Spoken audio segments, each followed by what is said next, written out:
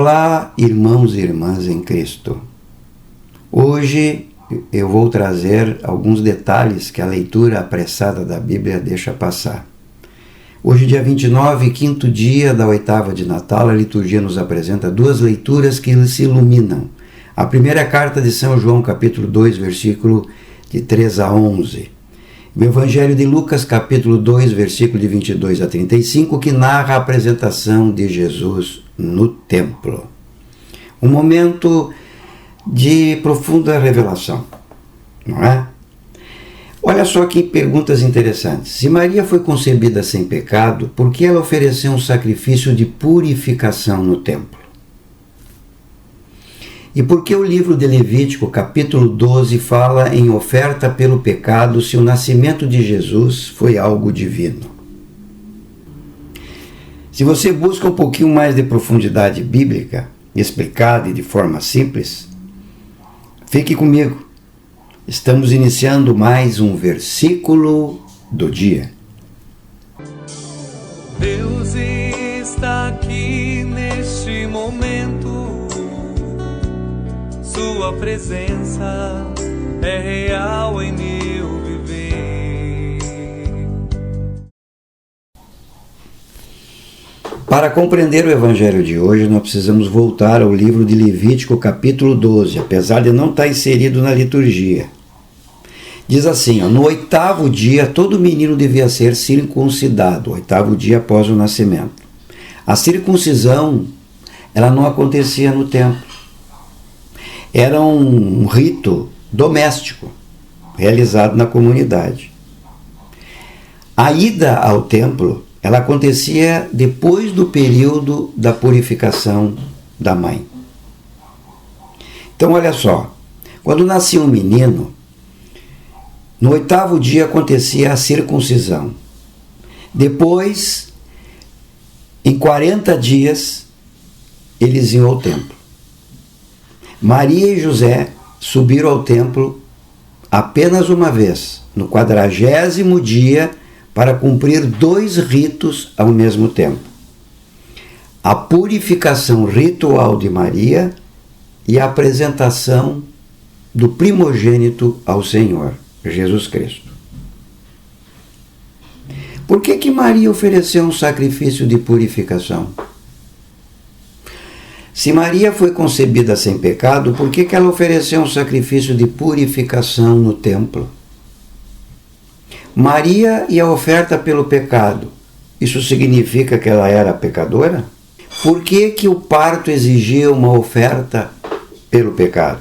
Vamos entender um pouquinho isso com clareza, que é o rito da purificação.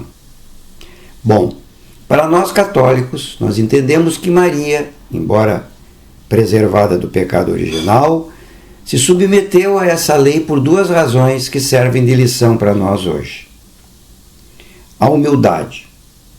Maria não usou de seus privilégios divinos para se esquivar dos deveres humanos, ela se fez igual às outras mães de Israel.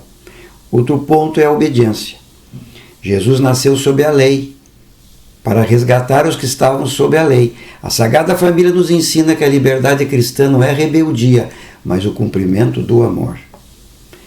No livro de Levítico, capítulo 12, a oferta pelo pecado, após o parto, não era relacionada ao pecado moral, uma maldade, mas sim uma impureza ritual. No judaísmo da época, o fluxo de sangue tornava a pessoa ritualmente impura para entrar no santuário, independentemente de haver culpa moral.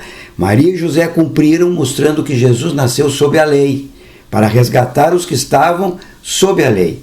Isso está em Gálatas, capítulo 4, versículo 4. Vamos supor que você trabalha num jardim. Você mexe no jardim ali, suja as tuas mãos com terra e barro. Isso não é uma maldade, não tem maldade nisso. Mas você precisa lavar tuas mãos para se sentar na mesa e comer, certo? Essa era a purificação. Mas por que o parto exigia uma oferta pelo pecado? Se dar à luz é uma bênção, por que oferecer esse sacrifício? Vamos ver aqui alguns motivos. Alguns teólogos dizem que a origem da vida e do sangue para os hebreus, que o sangue era a sede da vida e pertencia exclusivamente a Deus. Então a perda do sangue no parto era visto como uma perda de vida, exigindo uma reparação ritual para restaurar a santidade da mulher. E aí entra o pecado original. Alguns teólogos e comentaristas ligam isso ao Gênesis capítulo 3, ou seja, o parto com dor e a necessidade de purificação seriam lembretes de que toda a humanidade nasce sob a condição decaída de Adão. Mas isso aí vamos deixar fora. O importante é a nossa visão católica, que defende o dogma da Imaculada Conceição. Maria nasceu sem pecado, Maria não precisava de purificação, mas se submeteu à lei por humildade para dar exemplo de obediência, da mesma forma que Jesus se submeteu ao batismo de João, que era para o perdão dos pecados, mesmo sendo sem pecado. Então, a obediência de Maria revela sua fidelidade como filha de Israel. E a oferta dos pobres revela a simplicidade da Sagrada Família. Maria oferece 2 pombinhas e não oferece o cordeiro, porque eles não tinham dinheiro para isso, não tinham condições para isso, né? Então, a humildade, a simplicidade, a pobreza de Maria e José é parte da pedagogia divina. E o que nós podemos tirar isso e trazer para os dias de hoje? A apresentação de Jesus no templo não é uma história antiga, é um convite para nós hoje. Maria e José foram ao templo e apresentaram Jesus ao Pai. Hoje, quando vamos à igreja e recebemos Jesus Eucarístico, nós somos chamados a apresentar Jesus às pessoas à nossa volta, ao mundo. Que bonito isso, né? Eles ofereceram Jesus no templo. Nós o levamos para fora do templo, para a nossa vida, para a nossa família, para a nossa comunidade, para aqueles que estão à nossa volta. A purificação de Maria nos ensina humildade. Muitas vezes resistimos o mínimo daquilo que Deus nos pede.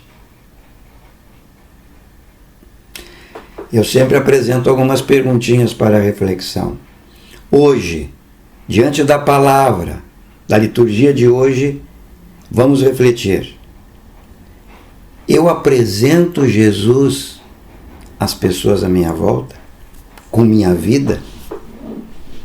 O que a luz de Cristo revela em mim hoje? Eu tenho humildade suficiente para obedecer a Deus, mesmo quando eu não preciso? Como Maria, eu aceito que amar a Cristo implica em atravessar dificuldades? Em que área da minha vida Deus está me chamando a apresentar-me a Ele? A apresentação de Jesus, nós podemos dizer que é um modelo de entrega. O que temos apresentado a Deus hoje? O que a apresentação de Jesus no templo representa para nós hoje? Representa o momento em que reconhecemos que tudo o que temos vem de Deus. E esse gesto de devolver ao Pai todos os nossos planos. Que Maria, a mulher obediente e cheia de graça, nos ensine a apresentar Jesus ao mundo com simplicidade, que é exemplo da Sagrada Família, possamos apresentar ao Senhor o que temos de mais precioso, o nosso coração. E que Simeão, que aparece no Evangelho, nos ajude a reconhecer a luz que ilumina toda a escuridão. E possamos iluminar os outros também. E que o Espírito Santo nos conduza a uma vida cada vez mais consagrada ao Senhor. Que Deus nos abençoe. Deus está aqui neste momento. Sua presença é real em mim.